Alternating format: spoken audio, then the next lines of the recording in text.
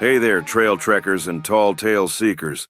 You're tuned in to the 406 Life, the podcast where Montana Max, your Bigfoot buddy and outlaw gear mascot, yeah, that's me, leads you through the wild, weird, and wonderful corners of Montana.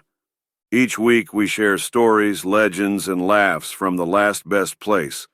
So grab your boots and sense of adventure, because we're about to make some Montana-sized memories. This episode's powered by Outlaw Gear, where rebels get their style. Want to look legendary?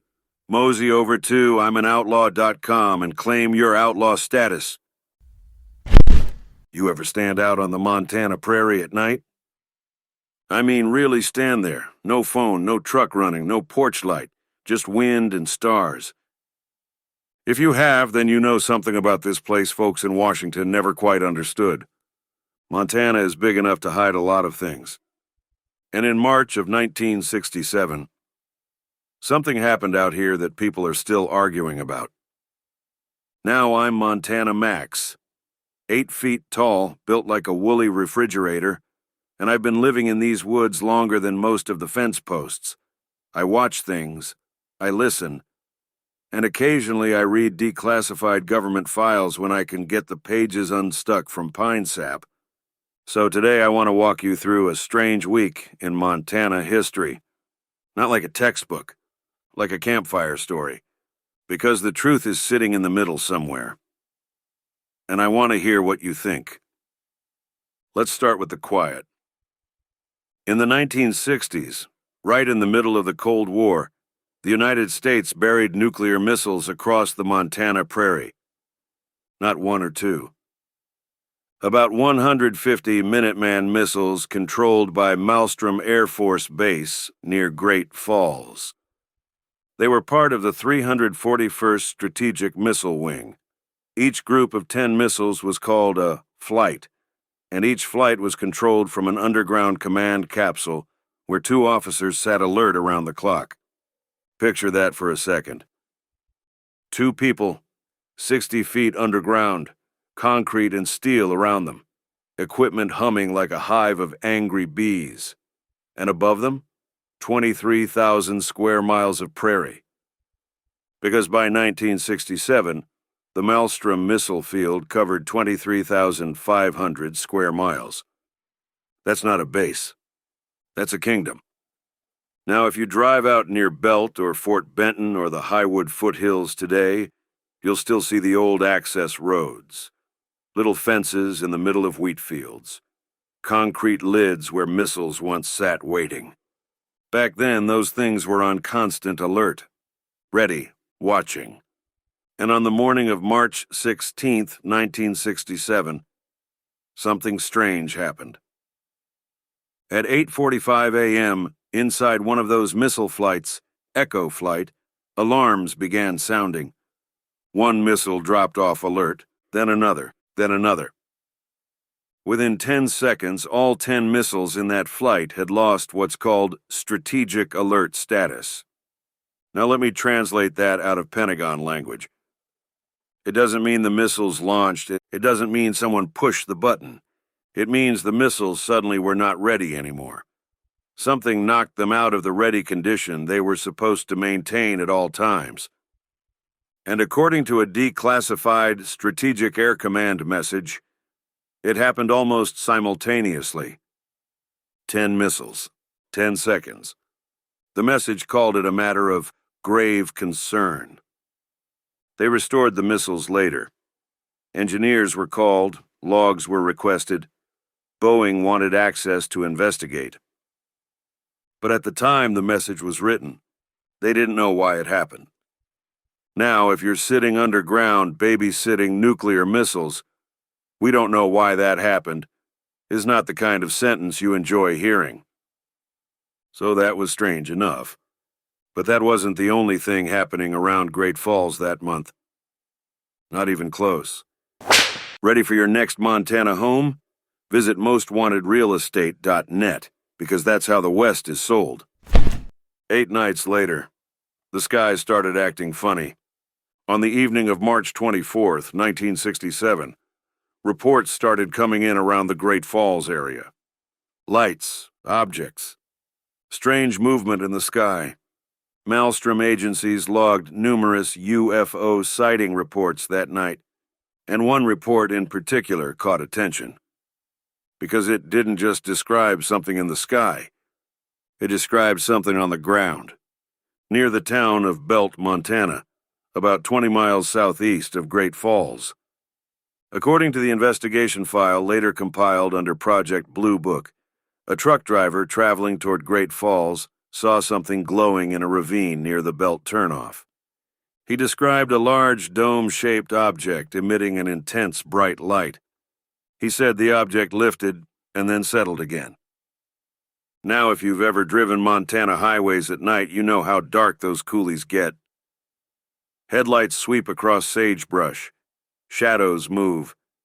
Your brain tries to make sense of things.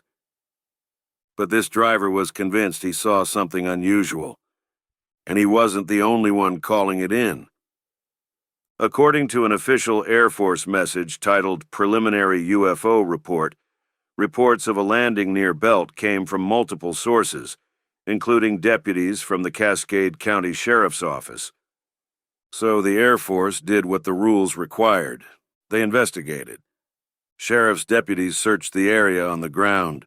A Malstrom helicopter searched from the air. They looked for landing marks, debris, burned vegetation, anything. And what did they find? Nothing, no physical evidence, just prairie.